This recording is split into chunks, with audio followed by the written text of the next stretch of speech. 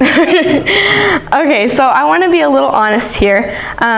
This righteousness by faith concept, when I first heard it, like I said, I was at school, and I was like, oh, cool, all right, they're starting something new, that's cool. But if I'm a little embarrassed to say that I didn't really know what it was, and I didn't really do any research on it. I was kind of just like, all right, that's cool. So is there anybody else here who has no clue what righteousness by faith means? Or is that just me?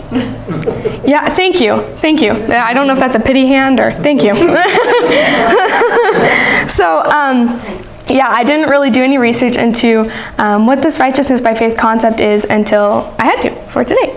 And I was just completely blown away by how deeply loving our God is.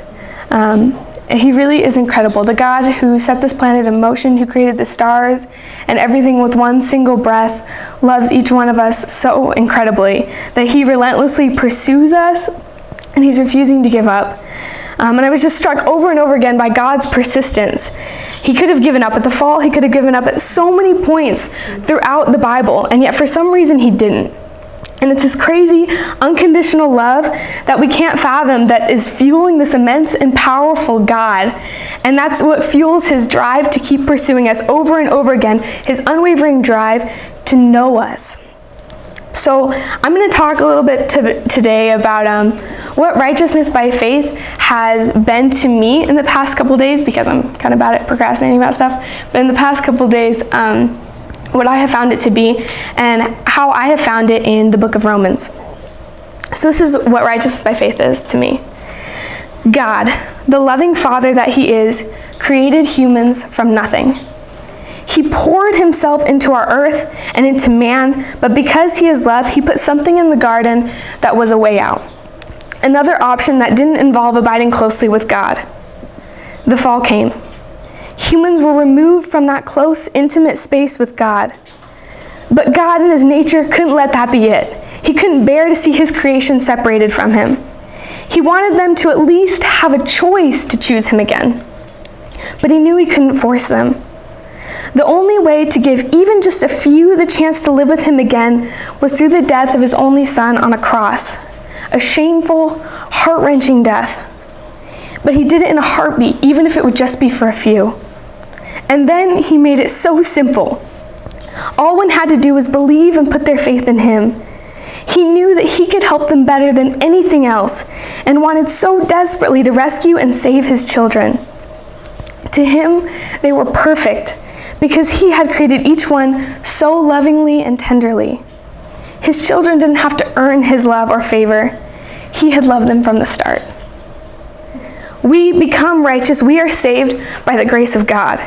And I see this commented throughout the Bible, and specifically throughout the book of Romans. This last spring quarter, I took a class exploring the New Testament from one of the theology professors, Carl Kosart. And it was an incredible class because I learned so much historical insight and background into the New Testament. The Romans is so unique in the sense that Paul writes, Peter and Paul, Peter and Paul are the New Testament for the most part, starting with Acts through the end. It's just Paul's letters and people's letters to churches. Typically, when they're writing letters, they're addressing a problem. Paul addresses problems a lot to the Corinthians, Thessalonians. He's writing about difficulties that they had in the church, and a lot of these churches he had started. So he's kind of, checking back in on them, making sure that things are flowing nicely, especially as a lot of these churches were Gentile. So getting off the ground, getting out of their other routines was difficult at times. They ran into problems. So this Romans is so unique because Paul didn't start this church. And he's not addressing a specific problem. And so it's unique in the way it's his chance to share the gospel as he sees it. So the breakdown of it is this. Romans 1 through 8 is basically the good news of salvation in Jesus. That's like the faith part. That's like totally righteousness by faith all the way around. Then Romans 9 through 11 is God's salvation and Israel's unbelief. And then Romans 12 through 16 is what salvation looks like in a person's life. After we've recognized that faith and we have that relationship with God, what that aftermath looks like. So first I want to start at Romans 1 through 8. And we talk about, righteousness by faith. That does require faith on our part, right?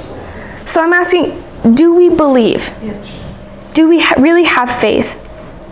And I think that sometimes maybe we don't want to have faith. In a lot of Paul's letters, he makes it sound like it's almost easier to convert the Gentiles than the Jews.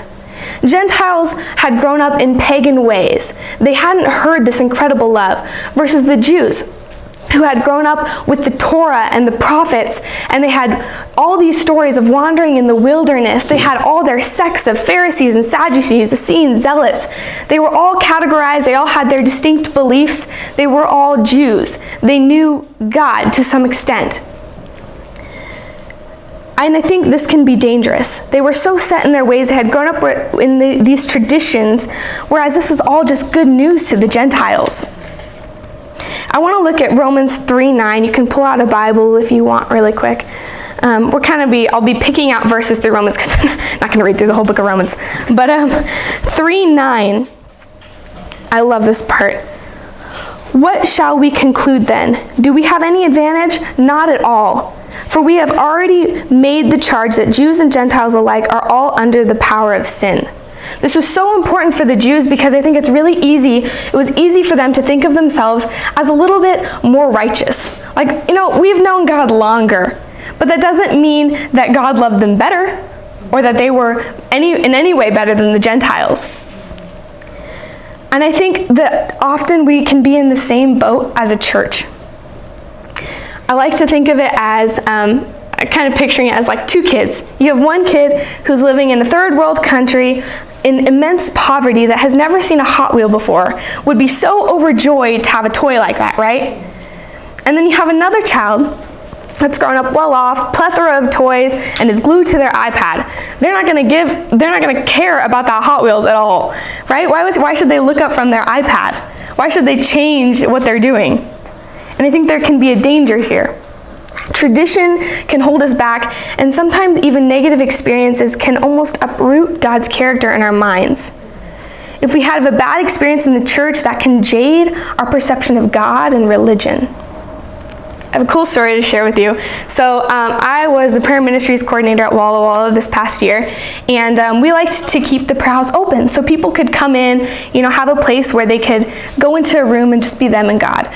And we would set up times with volunteers, and occasionally I'd go in, but it wasn't a whole lot because we had volunteers, and unless I knew that a volunteer wasn't going to be there, and then I'd go and sit there for a little bit, maybe spend some time with God myself. And so I was there one time, just kind of out of the blue. I was like, I'll stop by, and if someone is looking for this place, then they can pop in.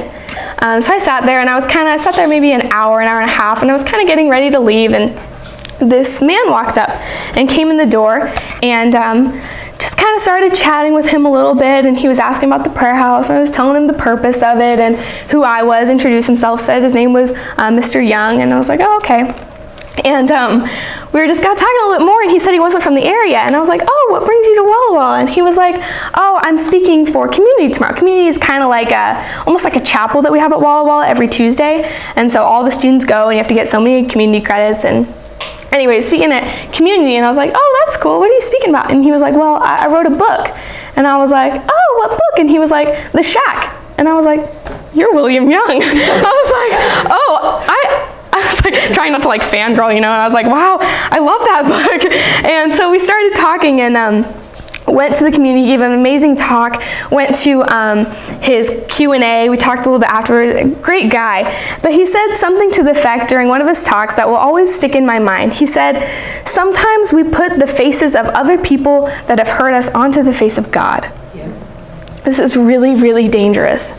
It affects our belief and our faith, and it can even hinder us from doing the work that God has placed in front of us. I was looking up, we talk about believing, about faith. So I was like, okay, well, what is the definition of believe? So I Googled it on Merriam-Webster, and it's an intransitive verb, in case you didn't know that. I didn't. There's two definitions. One, it means to have a firm or wholehearted religious conviction or persuasion.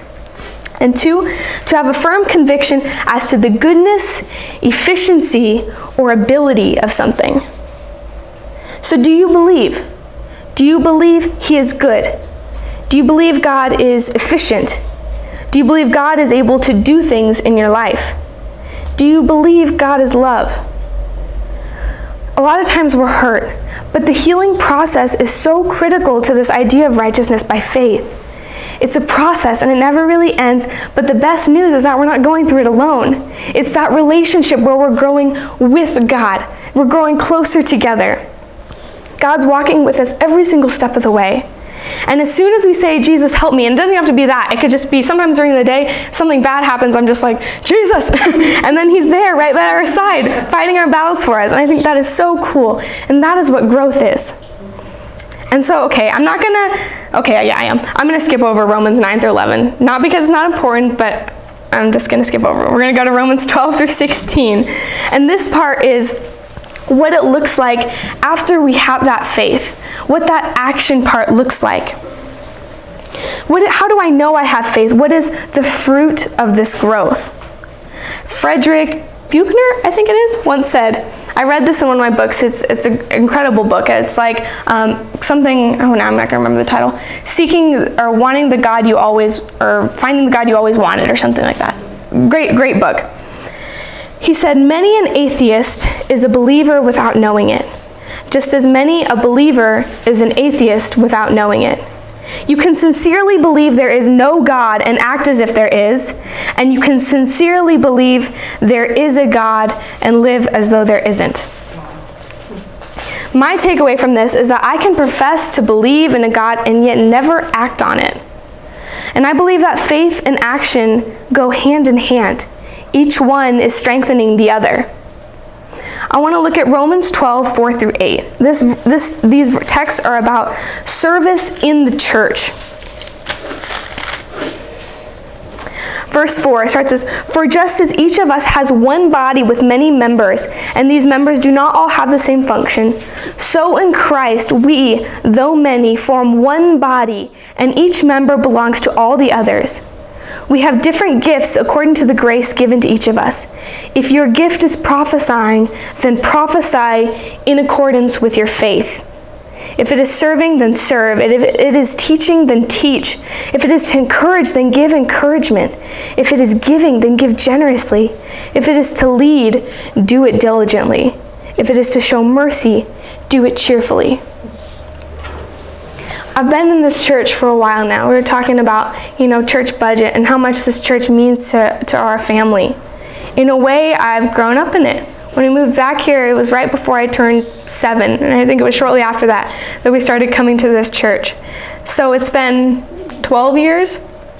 It's a long time. I've seen people come through these doors and go back out those doors. So many people, it seems, come to church to see it as a place to be fed. But sometimes I wonder if maybe we are fed through our service. Now, you may or may not believe me, but I have witnessed this in my dad, and he didn't know that I was going to share this really quick. But his dedication to his job, to this church, to our family has been incredible. And I believe that service has deepened his faith immensely. And it's incredible how his service to me and our family deepens his faith, and then seeing that deepens my faith. It's like this chain reaction that happens in each of our lives. There are people in the Bible that stand out to us. And why do they stand out to us? Maybe not because they were so well known, but because of what they did for God. And because of the actions that they took in faith for God, we know their names now. One of my favorite speakers is Christine Caine. And she's this Australian speaker, and she always says, get off your cute little rusty dusty and go do something. I think that's great. It's so important. There's a big world out there full of metaphorical Jews and Gentiles. And so I asked, let us grow our faith individually. Work through the hurt in our lives that each one of us has. People hurt people, and that's because of sin. Maybe not always intentionally, but it happens. And we all struggle with those scars inside of us. So let's face our deepest, darkest shadows with God at our side. And then, as my mom always says, bloom where you're planted. Wherever God puts us, let us be unashamed of the gospel and share that incredible love with both Jews and Gentile. It's so important that we lift each other up in prayer and in love, because we right here are a family. This message of righteousness by faith is so powerful and so incredible that we can't keep it to ourselves. I'm so much more excited about it now that I even know what it is. But my prayer is that through God's work in this ministry, through this righteousness by faith, through this building, through these people are the church, that more will come to know and understand this concept that manifests the love of God.